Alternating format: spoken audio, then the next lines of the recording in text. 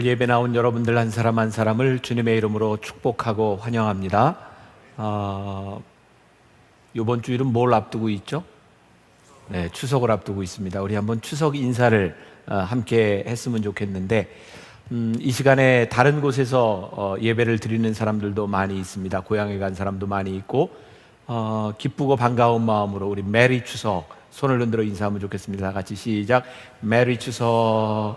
네, 고맙습니다. 저는 이 시간 알래스카에서 한인들을 위한 연합 집회를 인도하고 있습니다. 특별히 우리 교회에서 사역하던 정영국 목사님이 사역하는 그 교회, 그리고 지난번에 여러분들이 모아주신 책을 가지고 한인들을 위한 도서관을 오픈하는 그런 세레머니와 집회를 인도하고 있습니다.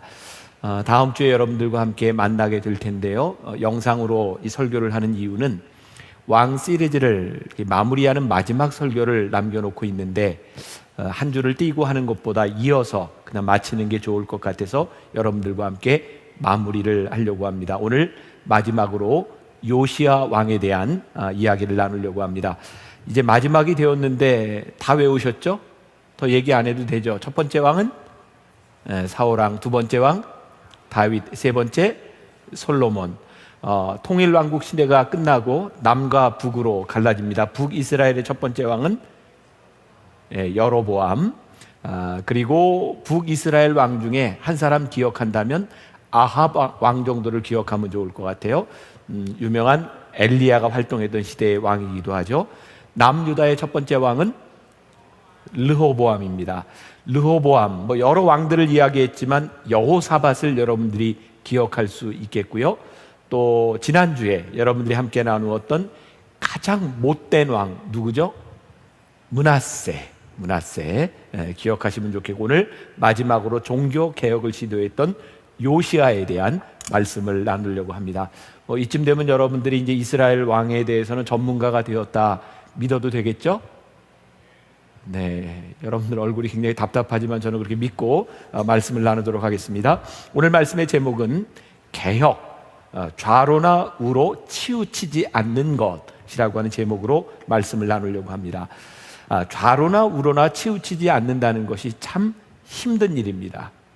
우리가 평생을 그렇게 균형을 맞추며 살아가야 된다면 얼마나 힘들겠습니까?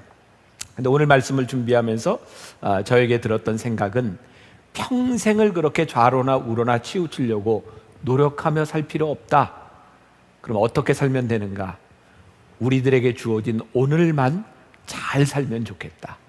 오늘을 잘 살면 내일도 잘 살게 될 것이고 평생을 잘 살게 되지 않겠는가. 그 광수생각이라고 하는 그 만화에 보면 정말 멋진 글이 있더라고요. 한번 읽어드릴게요. 눈을 뜨면 새날이다. 하루하루가 새날이지 않은 날이 없다. 그러니 오늘 내가 하는 사랑은 첫사랑이다. 그러니 오늘 내가 하는 일은 나의 첫 일이다. 사람들은 매일이 반복된다고 생각하니까 지치는 것이다. 하지만 지금껏 단 하루도 새날이지 않은 날이 없다. 사막을 알기 위해 세상의 모든 사막을 다닐 필요는 없다. 단 하나의 사막이라도 모래바람을 뚫고 끝까지 다녀왔으면 그것으로 족하다. 생선의 맛을 알기 위해 세상의 모든 생선을 다 먹어볼 필요는 없다. 단 하나의 생선이라도 머리부터 뼈까지 남김없이 먹어봤으면 그것으로 족하다. 진정한 사랑을 알기 위해 세상의 모든 사람들과 마주할 이유는 없다. 단 한 사람과의 사랑이어도 뼛속까지 사무치는 것이라면 그것으로 족하다. 좋은 글이죠?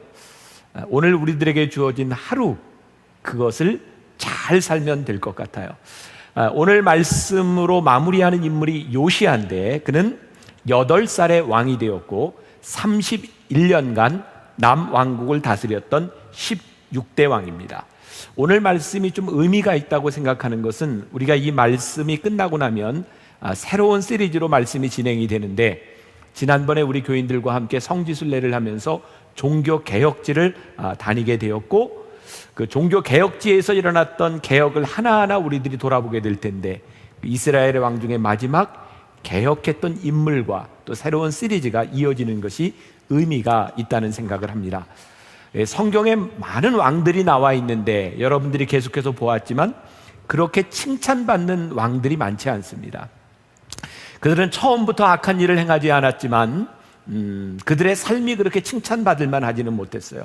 그런데 이 요시야에 대해서는 성경이 아주 긍정적으로 칭찬하고 있는 인물입니다. 오늘 본문 말씀 25절 우리 같이 한 목소리로 보겠습니다. 요시야와 같이 마음을 다하며 뜻을 다하며 힘을 다하며, 같이 봉독합니다. 모세의 모든 율법을 따라 여호와께 돌이킨 왕은 요시야 전에도 없었고 후에도 그와 같은 자가 없었더라. 멋지지 않아요? 전에도 후에도 그와 같은 인물이 없었다. 그런데 이 요시야가 이렇게 전무후무한 칭찬을 받게 된 이유가 열왕기하 22장 2절에 있습니다. 제가 봉독해 드릴게요. 요시야가 여호와 보시기에 정직히 행하여 그의 조상 다윗의 모든 길로 행하고 좌로나 우로나 치우치지 아니하였더라. 한마디로 딱 이야기한다면 정직이라는 말입니다. 오늘 우리가 주목해야 될 것은 정직이 무엇일까? 요시야는 왜 정직한 길을 갔을까라고 하는 겁니다. 정직이 뭡니까?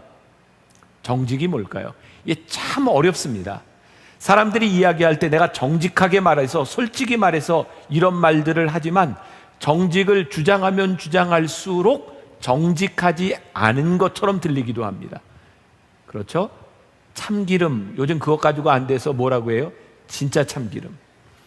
음식점들이 유명해지면 원조라고 하는 말을 이렇게 붙이는데 원조 가지고 안 돼서 진짜 원조 뭐 이렇게 붙이면 점점 더 의심갑니다.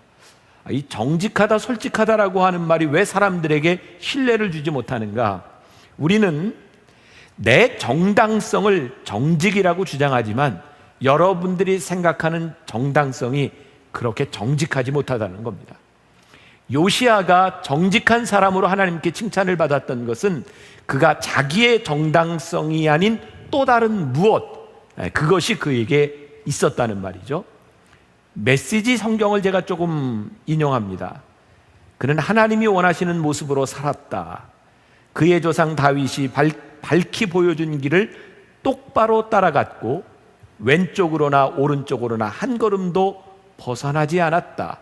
여기 중요한 말이 있습니다. 그는 하나님이 원하시는 모습으로 살았다.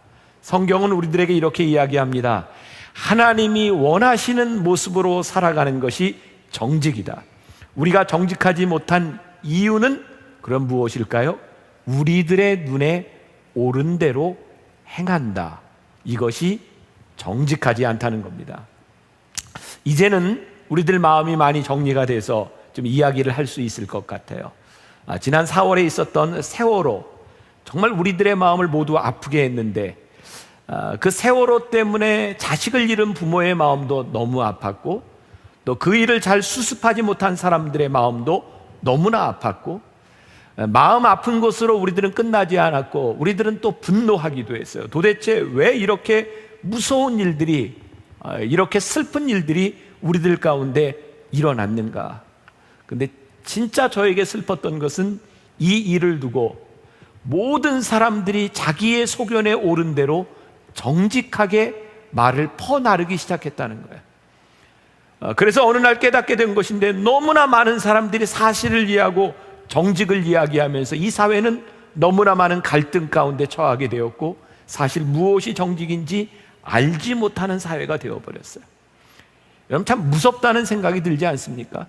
우리가 이야기하는 정직이 그렇게 누군가를 아프게 할 수 있고 우리가 이야기하는 자신의 소견에 옳은 것들이 이렇게 다른 것들일 수 있을까? 오늘 성경에서 우리들에게 주는 중요한 교훈이 있습니다. 적어도 요시야가 하나님 앞에 정직하게 행했다라고 하는 것은 그 동기가 무엇이냐면 열왕기하 22장에 보면 요시야가 왕이 된 지 18해가 되던 때 대제사장 hil기야가 성전에서 발견한 율법책을 서기관 사반으로부터 전해받고 읽게 됩니다.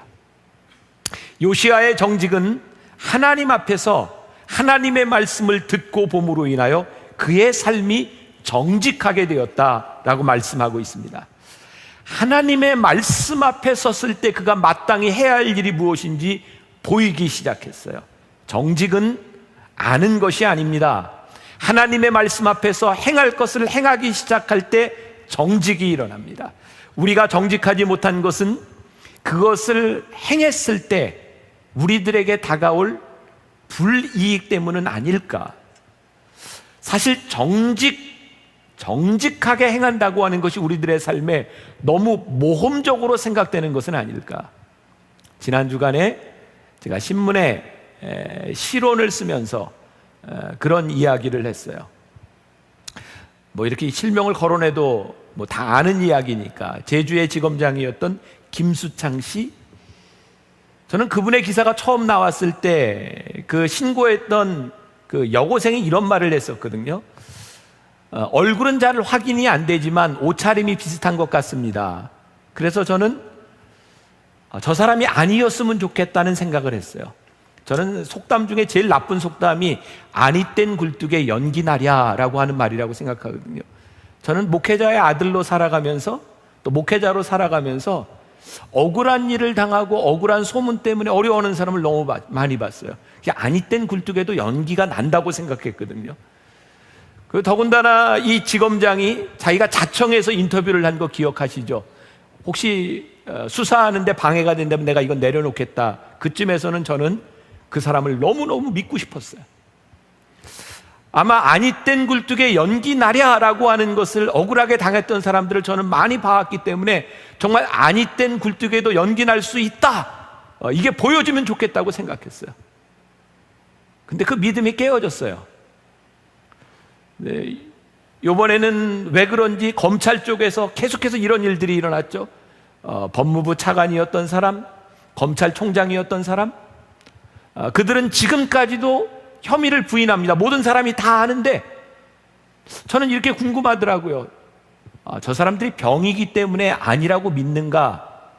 아니면 정말 정직하지 못한가? 왜 사람들은 정직하지 못할까? 가만히 보면 정직하면 손해를 본다고 생각하는 것 같아요. 정직하면 내 인생이 끝난다고 생각하는 것 같아요. 저는 성경에 나오는 많은 인물들을 봅니다. 그들은 누구인가? 그들의 삶에도 실수가 있었어요. 근데 중요한 것은 그들의 삶의 실수를 실패로 끝나지 않도록 만들었던 인물, 그들이 성경에 나오는 인물들이다. 실수했을 때 그들은 정직하게 내 실수를 이야기할 수 있었던 용기가 있었던 사람들이고, 하나님은 그들의 정직을 끝나도록 만들지 않으신 분. 이게 성경의 이야기가 아닐까라는 생각이 들었어요. 정직하면 여러분들의 삶이 편안하지 않습니다. 정직하게 산다고 하는 것은 여러분들을 편리하게 만들어주는 것은 아닙니다. 우리가 믿는 것은 정직 때문에 하나님께서 우리들의 삶을 최후의 형통함을 주신다고 하는 믿음이 우리들에게 있기 때문에 정직할 수 있는 것이고, 하나님 앞에서 정직할 수 있는 것이지, 우리들이 이 세상을 편하게 산다고 하면 우리는 늘 우리 앞에 있는 불의한 일들을 모면하려고 하지 않겠습니까? 요시야가 하나님 앞에서 이 말씀을 발견했을 때, 그가 정직하게 행하여야 되겠다고 생각했을 때 그에게 피해가 갈 수 있는 모험적인 일들을 합니다. 무당과 점쟁이, 이런 부류의 모든 사람들을 다 몰아냅니다. 어쩌면 그가 통치하는데 이런 모든 사람들을 몰아내는 것이 굉장히 어려운 일이었을지 모릅니다. 그러나 하나님 앞에서, 말씀 앞에서 그는 정직합니다. 오늘 요시야를 통해 여러분들에게 도전하고 싶은 것이 있습니다. 사랑하는 여러분, 우리가 정직하다고 하는 것은 우리들의 삶을 편하게 살자고 하는 것이 아니라 하나님 앞에서 마땅히 행해야 될 것, 그것이 무엇인가? 열왕기하 23장 21절부터 23절까지 말씀 같이 봉독해 볼까요? 왕이 뭇 백성에게 명령하여 이르되, 이 언약책에 기록된 대로 너희 하나님 여호와를 위하여 유월절을 지키라 하매, 사사가 이스라엘을 다스리던 시대부터 이스라엘 여러 왕의 시대와 유다 여러 왕의 시대에 이렇게 유월절을 지킨 일이 없었더니, 요시야 왕 18째 해에 예루살렘에서 여호와 앞에 이 유월절을 지켰더라.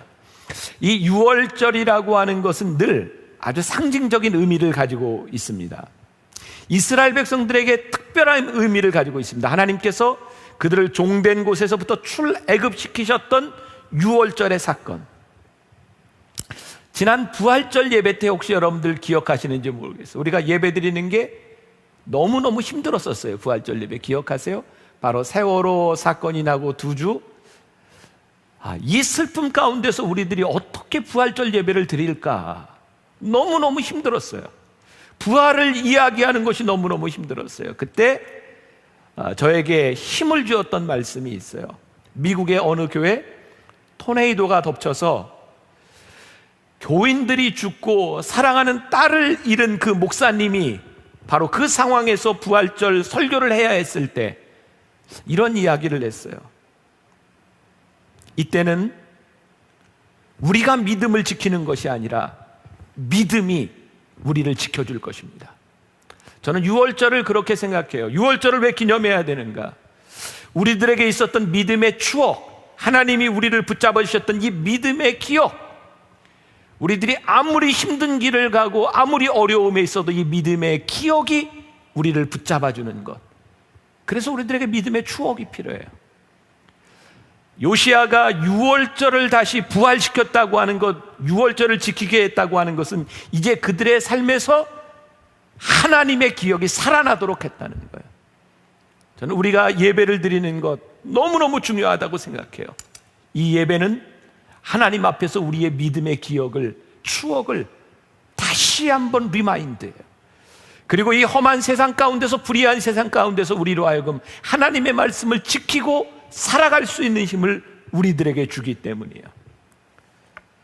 믿음의 중심을 잃어버리고 흔들릴 수 있는 우리들에게 하나님의 말씀이 우리들의 중심을 잡아주고 우리들 마음 중심에 하나님의 말씀이 있을 때 정직할 수 있는 것, 그것이 개혁이다.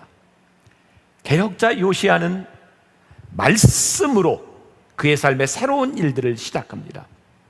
이제 이 말씀을 마치고 우리가 이제 종교 개혁자들에 대한 그 시리즈로 우리들이 가게 될 터인데, 제가 종교 개혁지를 돌면서 15세기, 16세기 유럽에 일어났던 그 종교 개혁을 보면서 어쩌면 이 요시야의 시대와 이렇게 딱 맞아떨어질까라는 생각을 했어요.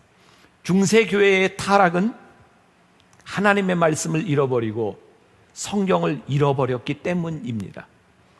중세 교회가 무지무지하게 번성했습니다. 그런데 그 번성한 교회에 하나님의 말씀이 없었습니다. 중세 교회는 하나님의 말씀을 번역해서 사람들에게 읽도록 하는 것을 막았습니다. 성직자들만이 성경을 읽고 사람들이 하나님의 말씀에 무지하도록 만들었습니다.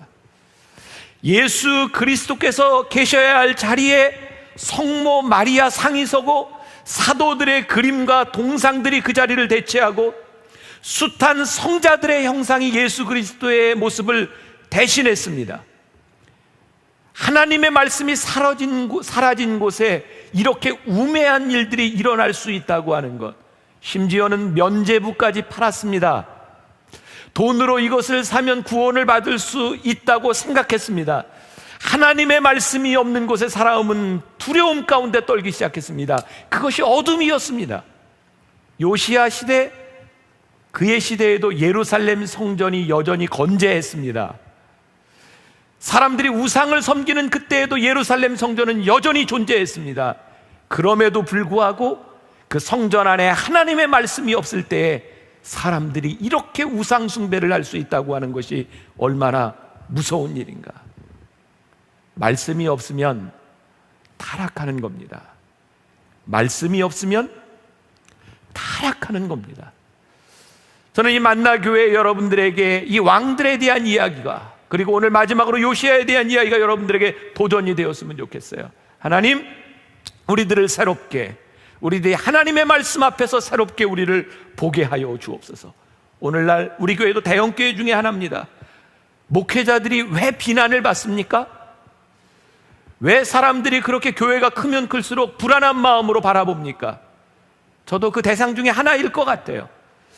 교회가 커지면 목회자가 그 교회 안에서 하나님의 자리를 대신하려고 하는 것 같아요. 하나님을 대신해서 영광을 받으려고 하는 것 같아요.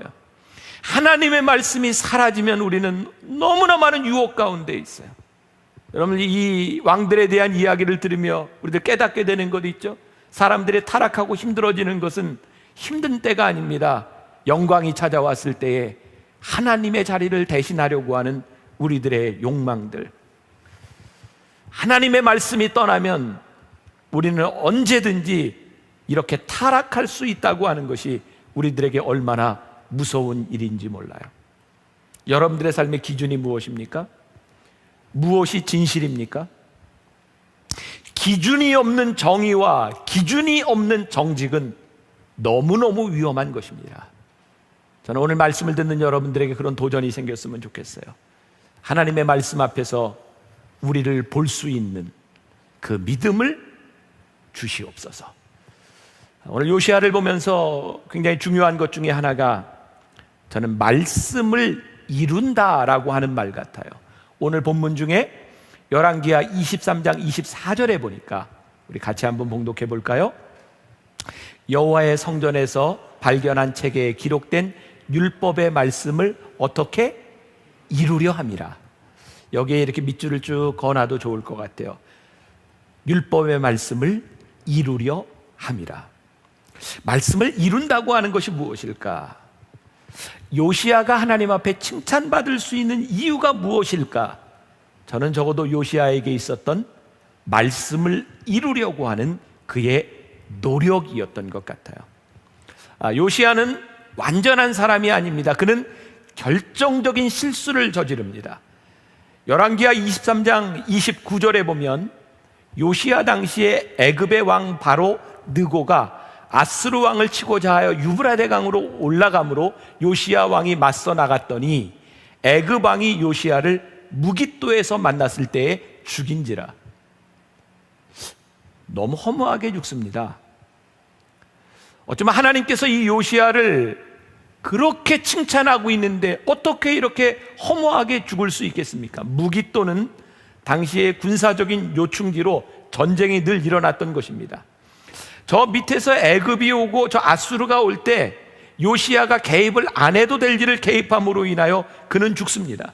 제가 오늘 여러분들에게 드리고 싶은 말씀입니다. 요시야는 완전한 사람이 아닙니다. 그럼에도 불구하고 그가 그렇게 좋은 왕으로 하나님 앞에 개혁자로 기록될 수 있었던 것은 그의 삶에 그가 말씀을 이루기 위하여 열심히 살았던 삶의 흔적 때문입니다.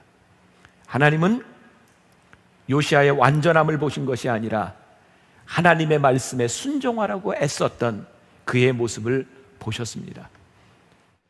요시야가 종교개혁을 시도하지만 그의 아들 여호아스 역시 다시 우상 숭배로 돌아갑니다. 아버지와 아들과 그리고 그 안에 있었던 수없이 많은 우상 숭배 가운데서 요시야가 믿음을 지키며 종교개혁을 한다는 것이 결코 쉬운 일이 아니었습니다. 그 타락하고 혼탁한 역사 가운데서 요시야가 믿음을 지키고 정직하게 말씀대로 살아간다고 하는 것 결코 쉬운 일이 아니었습니다. 요시야는 성공하거나 완성한 사람이 아니었습니다. 그러나 하나님은 그가 말씀을 이루려고 했던 그의 모습을 보셨습니다. 제가 오늘 여러분들에게 도전합니다. 오늘 우리 신앙의 중요한 것은 완성이 아닙니다.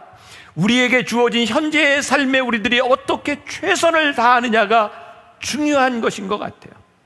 우상 숭배의 습성 그렇게 쉽게 사라지지 않습니다. 조금 전에 이야기했지만 아버지, 할아버지, 아들, 손자까지도 악행을 행했던 그 악에서 빠져나오는 것 결코 쉽지 않습니다. 왜일까요? 그의 전 시대에도 후의 시대에도 사람들도 모두가 그렇게 했습니다. 그 가운데서 그가 하나님의 말씀을 지키고 산다고 하는 것 어쩌면 바보같이 느껴질 때도 많이 있었을 것 같아요. 아니, 외로웠을 것 같아요. 우리가 이 시대에 하나님의 말씀대로 살아간다고 하는 것, 이 시대에 하나님의 말씀을 지키고 정직하게 살아간다는 것 고독하다는 생각을 합니다. 신앙인에게 고독은 참 많이 필요합니다. 여러분들 하나님의 말씀을 살아가기 위해 고독할 때 우리는 그 고독 가운데서 하나님을 만나기 때문입니다. 너무나 힘들고 내가 이 믿음을 지키고 정직하게 살아가는 것이 버거워 여러분들이 눈물을 흘릴 때, 그때는 하나님을 만날 수 있는 때이기 때문에 우리 신앙인에게 고독은 필요한 것 같아요. 여러분들에게 도전합니다. 하나님의 말씀을 행하기 위해, 정직하게 행하기 위해 이 세상에서 여러분들이 고독하다면 기뻐하고 즐거워하십시오. 하나님을 만날 수 있는 귀한 시간이기 때문입니다. 제가 종종 이런 얘기합니다. 군복을 입혀놓은 군인들, 군복을 입혀놓으면 사람이 아니다. 그건 군인이다. 저 예비군 훈련을 딱 2번 받아봤는데 예비군 훈련장에 가서 예비군복을 입은 사람들을 보면 정말 사람이 아니에요. 예비군입니다. 어쩌면 저렇게 같은 옷을 입혀놓으면 저렇게 똑같이 되는가? 이 세상의 모든 사람들이 죄악을 행함으로 인하여 우리들이 이 죄악 가운데 살아간다는 것은 우리들이 너무 쉽게 이 세상과 같이 갈 수 있는 길인 것 같아요. 그 가운데 우리들이 믿음을 지킨다는 것 결코 쉬운 일이 아닙니다. 분명한 것이 있습니다. 이 세상을 바꾸어 놨던 사람들은 이 세상 모든 사람들이 갔던 그 길을 걸었던 사람들이 아니라 다 이 길을 가도 나는 갈 수 없는 이유가 있었던 그 사람들을 통해 하나님이 역사를 만드셨고 한 줄기 빛이 되었던 것을 저는 기억합니다. 사람들의 평가에 의하면 39살 나이에 종교개혁을 주도하다 전쟁에서 죽은 요시야, 그의 노력이 물거품이 된 것 같아요. 그러나 그의 개혁은 앞뒤의 캄캄한 시대의 한 줄기의 빛이 됩니다. 이스라엘은 멸망합니다. 멸망한 후에 요시야와 함께 종교개혁을 했던 그 말씀이 저 포로 시기에 말씀을 놓치지 않도록 붙잡아줍니다. 그의 개혁은 에스라와 예레미야를 통해서 다시 한번 성전이 재건되게 되고 그 말씀을 붙들고 살아갈 수 있도록 한 줄기 빛으로 끝까지 유대민족을 지켜줍니다. 오늘 세월호 이야기를 많이 하게 되는데 세월호 이야기를 보면서 많은 사람들이 이렇게 마음 아파했어요. 우리나라에 소망이 없다. 누가 우리의 안전을 지켜주랴? 이 소망이 없는 나라를 떠나야 되겠다. 제가 그때 페북에 이런 글을 썼습니다. 우리 민족을 보십시오. 한 번도 위기가 아니었던 때가 있습니까? 모든 시대의 젊은이들은 소망이 없어 보였고, 그리고 이 세월호에 났던 이 사고가 이번만 있었던 것이 아니라 수년 전에도 우리나라에 끊임없는 이런 역사의 사고들이 있어 왔습니다. 그런데 하나님이 이 나라를 지켜주셨습니다. 우리들에게 필요한 것은 모든 사람들이 절망하기 때문에 우리들이 절망하는 것이 아니라 이 절망과 어두움 가운데 한 줄기 빛을 비출 수 있는 사람, 바로 요시야 같은 하나님의 말씀 앞에 정직하게 섰던 사람, 그 사람들을 통해 하나님이 바꾸실 역사를 기대하는 겁니다. 요르단에서 이스라엘로 들어가는 그곳에 느보산이라고 있습니다. 모세가 느보산에서 죽지요. 거기에서 조금 떨어진 곳에 마다바라고 하는 곳이 있는데, 이 마다바에는 6세기경에 그리스 정교회 소속의 성당이 하나 지어져 있습니다. 저도 사진으로 보았는데 그 성당 바닥에 모자이크로 된 이스라엘 지도가 있답니다. 이스라엘 지도 아주 간단합니다. 여기 지중해가 있고 여기에 갈릴리 호수가 있고 요단강이 쭉 흐르고 사해바다가 있습니다. 강물이 거기서 끝납니다. 사해바다가 우리가 죽음의 바다라고 생각하고 있지만 굉장히 맑습니다. 사해바다는 휴양지입니다.